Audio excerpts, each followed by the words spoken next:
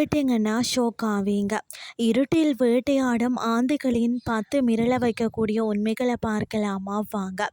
அதாவது இரவில் விழித்திருக்கக்கூடிய மர்மமான பறவைன்னு சொன்னாலே அது ஆந்தை தான்.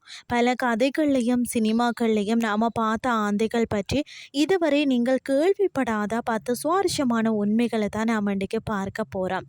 அதாவது பார்த்தீங்கன்னா ஆந்தைகளுக்கு மற்ற பறவைகளை போல கண்களை உருட்டும் திறன் கிடையாதாம்.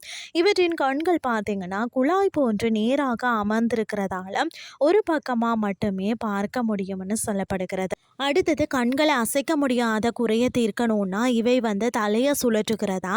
இவற்றால் தங்கள் தலையை 270 டிகிரி வரை எந்த சிரமமும் இன்றி திருப்ப முடியுமா. ஆந்தைகள் பறக்கும் போது ஒரு சிறிய சத்தம் கூட வெளியில கேட்காது. இவற்றின் சிறகுகள் பார்த்தீங்கன்னா காற்றை கிழித்து கொண்டு அமைதியாக செல்லும் வகையில தான் பிரத்யேகமாக அமைந்துள்ளன. இவற்றின் கேட்கும் திறன் பார்த்தீங்கன்னா மனிதர்களை விட பல மடங்கு கூர்மையானது. பனிக்கு அடியில எலியின் இதயம் துடிக்கும் அந்த சத்தத்தை கூட இவற்றால் துல்லியமாக கேட்க முடியுமா. ஆந்தைகளுக்கு பற்கள் இல்லாததால் தான் இரையை மென்று சாப்பிட முடியாது. இதனால் தான் பிடிக்கக்கூடிய இரையை பார்த்தீங்கன்னா அப்படியே முழுதாக விழுங்கி செரிமானம் செய்து விடுமா.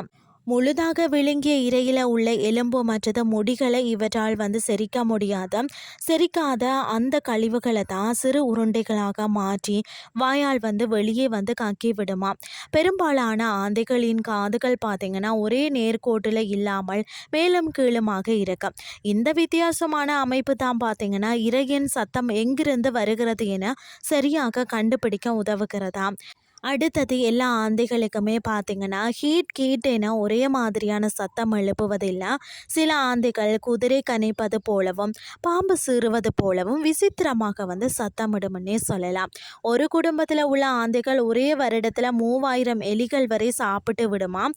இதனால் தான் விவசாயிகளின் பயிர்களை பாதுகாப்பதில் இவை மிக சிறந்த நண்பனாக விளங்குகிறது.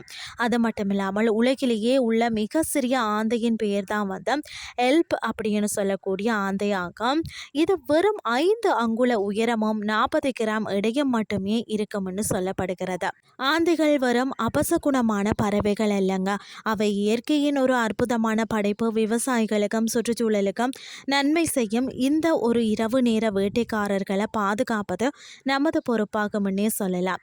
இன்றைய கிறிஸ்டி உங்களுக்கு பிரயோசனமாக அமைஞ்சிருக்கும்னு சொல்லி நானும் நம்புறேன். இதே மாதிரி மற்றொரு கிறிஸ்டின் வாயிலாக உங்களை சந்திக்கிறேன். நன்றி.